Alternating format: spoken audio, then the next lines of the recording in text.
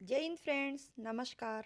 राजस्थान भूगोल में आज का हमारा वीडियो है कृषि फसलें संबंधी टॉपिक पर। कृषि से संबंधित वन लाइनर क्वेश्चन हम देखेंगे। ये आपका हर सिलेबस का एक रिवाइज का एक अच्छा तरीका है कि आप उनसे संबंधित प्रश्नों को पढ़ें, बार बार रिवाइज करें ताकि जो भी आपने टॉपिक पढ़ा है उसका रिवीजन होता रहे। तो हम शुरू कर रहे हैं हमारे प्रश्न कृषि फसलें से संबंधित। राजस्थान भारत के कुल कितने भूभाग पर है, यानी भारत का कितना भूभाग राजस्थान का क्षेत्र है, या जितना भी भारत का क्षेत्रफल है उसके कितने भाग पर राजस्थान है। तो राजस्थान है भारत का 10.41% भूभाग पर। अगला प्रश्न है, राज्य की कुल कितनी जनसंख्या कृषि एवं पशुपालन पर निर्भर है। तो लगभग 70% जनसंख्या रोजगार की दृष्टि से प्रत्यक्ष अप्रत्यक्ष रूप से कृषि एवं पशुपालन पर निर्भर है। स्वतंत्रता से पूर्व राजस्थान की अर्थव्यवस्था का मुख्य आधार कृषि थी, यानी स्वतंत्रता से पूर्व तो मुख्य आधार अर्थव्यवस्था का था तो वह कृषि था। ज़्यादा रोजगार के और साधन उपलब्ध नहीं थे, कृषि पर ही निर्भर थे, सभी लोग कृषि पर निर्भर थे। राजस्थान में कृषि जोतों का औसत आकार कितने हेक्टेयर है।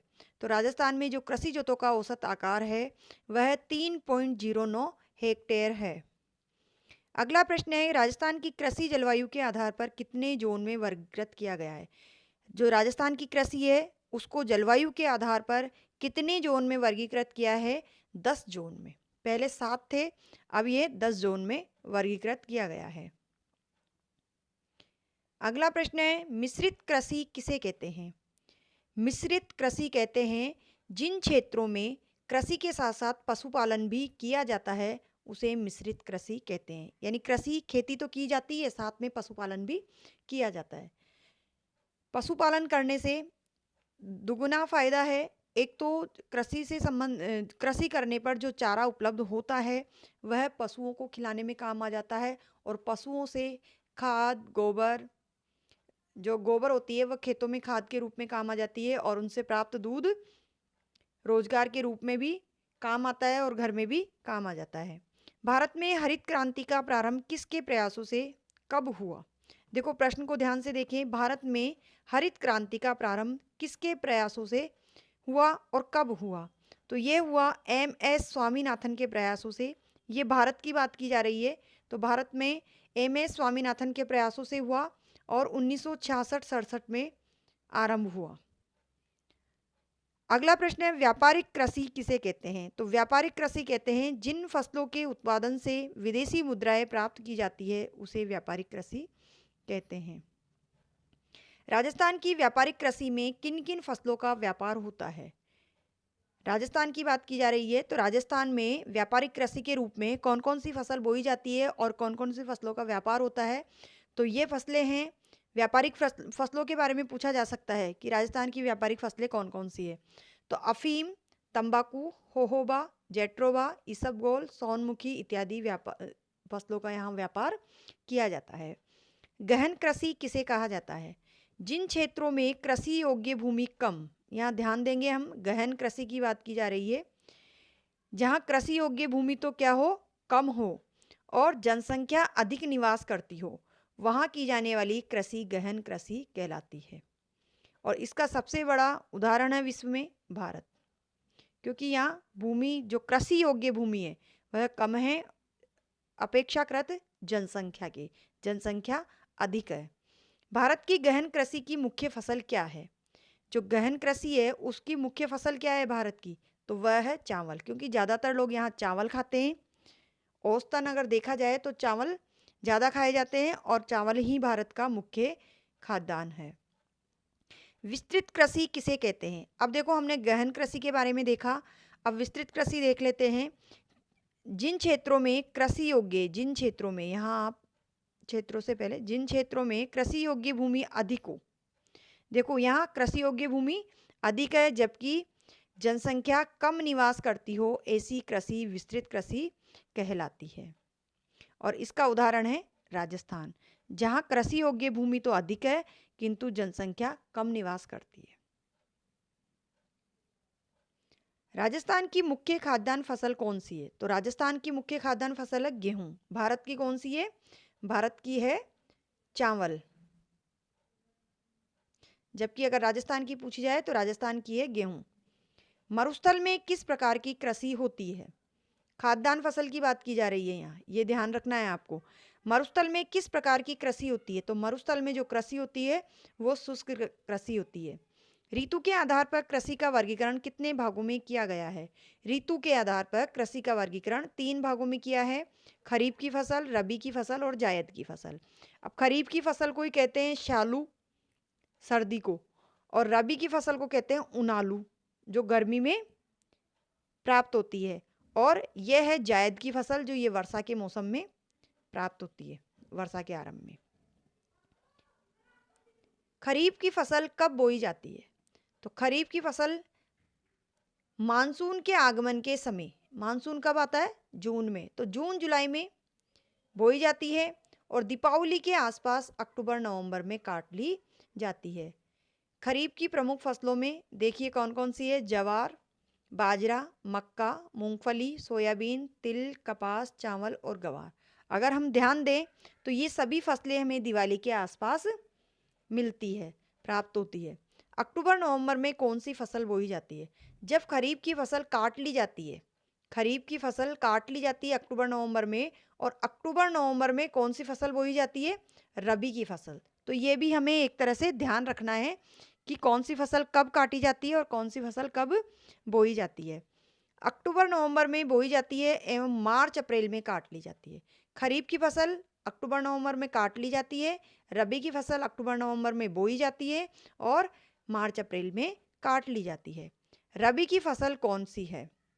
तो रबी की फसलें कौन कौन सी है जो गर्मी में मिलती है हमें? गेहूं, जौ, चना, सरसों, मसूर, तारामीरा, धनिया, सौंफ, अलसी, राई, मेथी, हल्दी, अफीम, तंबाकू, जीरा इत्यादि। सबसे कम समय में कौन सी फसल तैयार हो जाती है? प्रश्न देखिए, सबसे कम समय में कौन सी फसल तैयार होती है? तो सबसे कम समय में तैयार होती है जायद की फसलें। 2-2.5 महीने में ये फसल तैयार हो जाती है। जायद की फसल में कौन सी फसलें शामिल की गई हैं? तो कौन कौन सी फसलें? खरबूजा, तरबूज, ककड़ी, प्रमुख सब्जियां, फल फूल एवं पशुओं का चारा।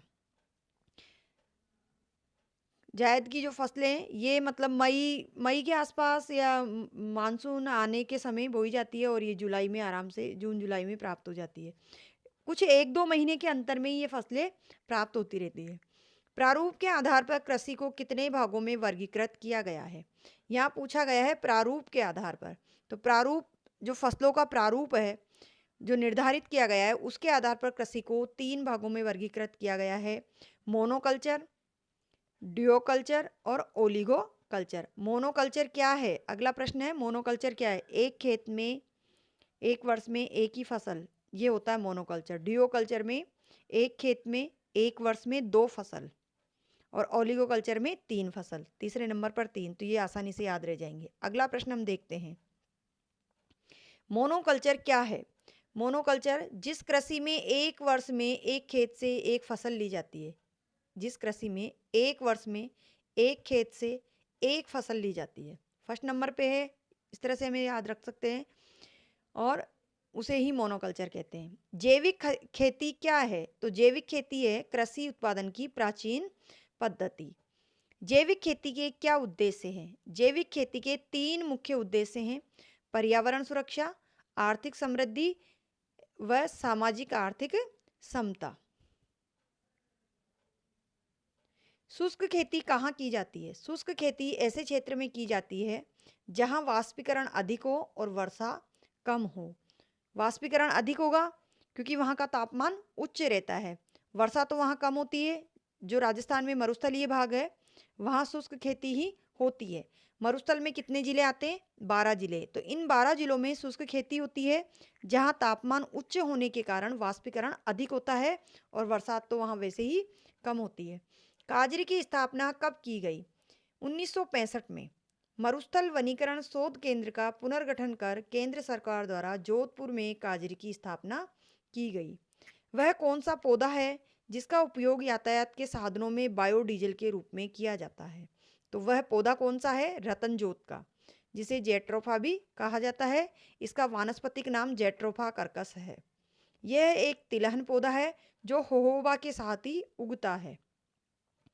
होहोबा का पौधा उत्तरी अमेरिका का पौधा है। ये राजस्थान में मरुस्थल में इसकी पैदावार होती है। काजरी एक वैज्ञानिक था, इसके द्वारा ये पौधा लाया गया होहोबा, और इसी के साथ एक पौधा और रतनजोत, जिसे जेट्रोफा भी कहा जाता है, की पैदावार होती है। और यह एक प्रकार का तिलहन पौधा है और कहाँ काम में आता है? यातायात के साधनों में बायोडीजल के रूप में, विशेषकर वायुयानों में। किसान दिवस कब मनाया जाता है? तो किसान दिवस 23 दिसंबर को मनाया जाता है। हरित क्रांति का नारा क्या था? हरित क्रांति का नारा था अधिक अन्न उपजाऊ। इस तरह के प्रश्न पूछ लिए जाते हैं, तो हमें इन छोटी छोटी बातों का ध्यान रखना है। रोपण कृषि किसे कहते हैं? एक विशेष प्रकार की खेती जिसमें रबर, चाय, कहवा आदि बड़े पैमाने पर उगाए जाते हैं।